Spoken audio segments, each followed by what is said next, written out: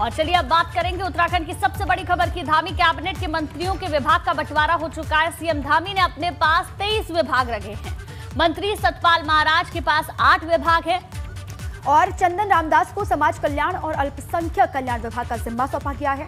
गणेश जोशी को कृषि, सैनिक कल्याण और ग्रामीण विकास विभाग सौंपा गया है। इसके अलावा सुबोध उनियाल को मिला है वन विभाग, रेखा आर्या को मिला है महिला एवं बाल विकास विभाग, सौरभ बहुगुणा को पशुपालन विभाग, दुग्ध विकास, मत्स्य पालन, इसके अलावा गन्ना विभाग उनको मिला है। आज मंत्री अपना अपना कार्यभार संभालेंगे। ये बड़ी जानकारी आपको दे दें, कल देर शाम जहां उत्तराखंड में भी मंत्रियों के विभागों का बंटवारा हो गया है, जिसमें कि सतपाल महाराज के पास 8 विभाग है, जिसमें एक पीडब्ल्यूडी विभाग भी शामिल है। इसके अलावा आपको बता दें कि मुख्यमंत्री ने भी करीब 23 विभाग अपने पास रखे हैं। आज ये तमाम मंत्री अपना अपना कार्यभार संभालेंगे और बहुत ज्यादा फेरबदल नहीं किए गए हैं विभागों में, बहुत तब्दीलियां हुई नहीं हैं। जिनके पास पार्ट 1 में भी विभाग थे उनको वही विभाग, बहुत सारे चेहरों को रिपीट भी किया गया है। बहुत सारे बदलाव नहीं देखने को मिल रहे हैं। जो नए चेहरे हैं उनको जरूर नई जिम्मेदारी मिली है और ये विभागों का बंटवारा कल हो गया है। मैं पुष्कर सिंह धामी ईश्वर की शपथ लेता हूं कि मैं विधि द्वारा स्थापित भारत के संविधान के प्रति सच्ची श्रद्धा और निष्ठा रखूंगा। उत्तराखंड में शपथ ग्रहण के 6 दिन बाद मंत्री पद संभालने वाले चेहरों का इंतजार आखिरकार मंगलवार को विभागों के बंटवारे के साथ खत्म हो गया। मुख्यमंत्री पुष्कर सिंह धामी ने अपने सभी 8 मंत्रियों को विभागों की जिम्मेदारी सौंप दी है। मुख्यमंत्री पुष्कर सिंह धामी ने गृह, राजस्व, श्रम, ऊर्जा और आबकारी जैसे विभाग अपने पास रखे हैं, जबकि धामी कैबिनेट में सबसे ताकतवर माने जाने वाले सतपाल महाराज को इस बार लोक निर्माण विभाग, पर्यटन विभाग, सिंचाई, संस्कृति विभाग के साथ साथ पंचायती राज और ग्रामीण निर्माण की जिम्मेदारी सौंपी गई है। इस बार धन सिंह रावत को उच्च और चिकित्सा शिक्षा के साथ साथ सहकारिता और बेसिक शिक्षा और माध्यमिक शिक्षा का भी जिम्मा सौंपा गया है, जबकि पहले से मंत्री रही रेखा आर्या को एक बार फिर महिला सशक्तिकरण के साथ खाद्यापूर्ति और खेल एवं युवा कल्याण विभाग की कमान मिली है। धामी सरकार में पहली बार मंत्री बनाए गए सौरभ बहुगुणा को इस बार पशुपालन, गन्ना विकास और चीनी उद्योग की जिम्मेदारी दी गई है। इस बार भी धामी कैबिनेट में जगह बनाने वाले सुबोध उनियाल को वन विभाग दिया गया है, जो पिछली सरकार में मंत्री रहे हरक सिंह रावत के पास था। इसके अलावा सुबोध उनियाल को भाषा और तकनीकी शिक्षा का भी जिम्मा सौंपा गया है। वहीं गणेश जोशी को सैनिक कल्याण के साथ साथ कृषक कल्याण और ग्राम विकास विभाग की जिम्मेदारी दी गई है, जबकि पहली बार मंत्री बने प्रेमचंद अग्रवाल को वित्त और शहरी विकास के साथ साथ संसदीय कार्य विभाग सौंपे गए हैं। इन तमाम मंत्रियों के अलावा पहली बार मंत्री बनाए गए चंदन रामदास को समाज कल्याण, अल्पसंख्यक कल्याण के अलावा और लघु एवं सूक्ष्म उद्योग जैसे अहम विभाग मिले हैं। देहरादून से ब्यूरो रिपोर्ट, एबीपी गंगा। तो चलिए, देखा आपने किसको क्या मिला है, ये पूरी रिपोर्ट हमने आपको दिखा दी है और स्क्रीन पे आपको दिखाई दे रहे हैं पंकज राणा हमारे साथ जुड़ चुके हैं देहरादून से। सीधे उन्हीं का रुख कर लेते हैं। पंकज, सबसे पहले तो आप अपडेट दीजिएगा, बताइए किसको क्या विभाग मिला और कितने विभाग रिपीट हुए हैं और नए चेहरों को क्या जिम्मेदारी दी गई है, वो तफसील से बताइए सबसे पहले।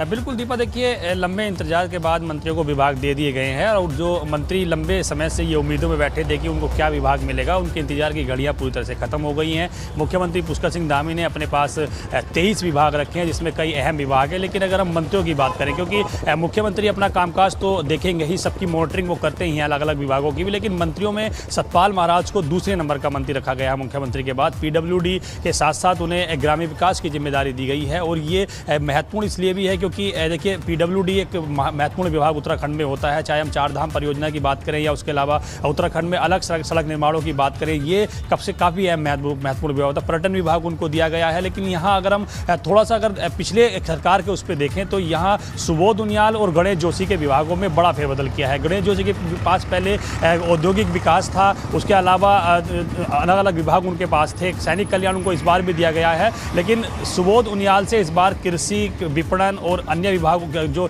उद्यान विभाग था वो इस बार ले लिया गया है। उनको वन विभाग का जिम्मा दिया गया है। वन विभाग महत्वपूर्ण विभाग है और उसके साथ साथ उन्हें भाषा और पुनर्गठन का भी जिम्मा दिया गया है। सुबोध उनियाल के साथ साथ अगर हम रेखा आर्या की बात करें तो रेखा आर्या को देखिए महत्वपूर्ण जिम्मेदारी उनको इस रूप में दी गई है, युवा कल्याण और खेल विभाग का जिम्मे उन्हें दिया गया है। महिला सशक्तिकरण बाल विकास का उनका विभाग उनके पास प्रभार रहेगा, वो इसको इस बार देखेंगी। उनके विभागों में बहुत ज़्यादा फेरबदल नहीं किया गया। जो इससे पहले मंत्री थी तो उनके पास महिला बाल विकास और इसके साथ साथ अन्य विभाग भी उनके पास थे, लेकिन नए विभाग के तौर पर उन्हें खेल विभाग दिया गया है, युवा कल्याण का जिम्मा दिया गया है। सौरभ बहुगुणा पहली बार मंत्री बने हैं, उनको भी महत्वपूर्ण जिम्मेदारी दी गई है। गन्ना विकास, चीनी उद्योग का उन्हें जिम्मा दिया गया है और इसके साथ साथ ही अन्य विभाग भी उनको दिए गए हैं, तो ये महत्वपूर्ण जिम्मेदारी उनको दी गई। चंदन रामदास समाज कल्याण परिवहन का जिम्मा संभालेंगे, पहली बार सरकार में मंत्री बने हैं, तो इस तरह से कद को हम देख सकते हैं किसका कद किस रूप में बढ़ाया गया है। सतपाल महाराज को 10 विभाग कुल दिए गए हैं। दूसरे नंबर पर अगर हम बात करें तो गणेश जोशी हैं जिनको 9 विभाग दिए गए हैं। तीसरे नंबर पर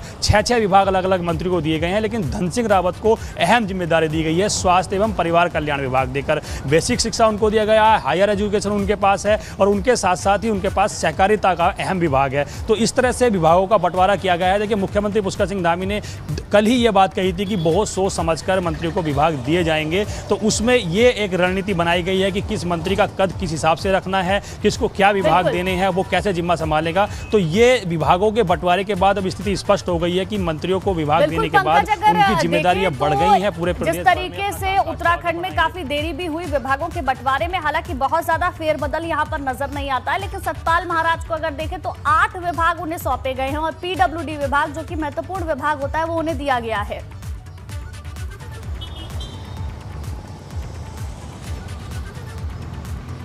बिल्कुल दीपा, देखिए क्योंकि सतपाल महाराज शुरुआत से ही, अब पिछली टर्म में भी करेंगे तो कई बार उनकी नाराज़गी रही थी। जब धामी कैबिनेट बनी थी, धामी कैबिनेट में भी उन्होंने नाराज़ हुए थे वो, और विभाग जब उनको पीडब्ल्यूडी मिला था तो उसके बाद ही उनकी नाराज़गी दूर हो पाई थी। और इस बार भी ये कोशिश की गई है कि किसी मंत्री की नाराज़गी खुलकर सामने नहीं आनी चाहिए, और उसी वजह से पीडब्ल्यूडी का जिम्मा, क्योंकि उनके पास पहले भी था, वो उनको दिया गया है। और उसके साथ साथ पर्यटन का जिम्मा दिया गया है, सिंचाई का जिम्मा उनके पास है। तो इस तरह से जो पुराने विभाग थे वो विभाग तो उनके पास हैं ही, लेकिन 1-2 विभागों में भी उनको बढ़ोतरी की गई है उनके, तो 10 विभाग देकर उनका जो ओहदा है वो बढ़ाने की कोशिश की गई है ताकि नाराजगी जैसी स्थिति सरकार के अंदर ना बन पड़े। गणेश जोशी पर कृषि विपणन और उसके साथ साथ सैनिक कल्याण का जिम्मा दिया गया है। औद्योगिक विकास उनसे इस बार हटा लिया गया है, क्योंकि औद्योगिक विकास लघु सूक्ष्म उद्योग उनके पास पहले था, इस बार उनसे ये विभाग ले लिया गया है। मुख्यमंत्री ने औद्योगिक विकास अपने पास रखा है और औद्योगिक लघु एवं सूक्ष्म विभाग का जो जिम्मा है वो चंदन रामदास को दिया गया है। तो ये इस तरह से उनको डिवाइड किए गए हैं ताकि जो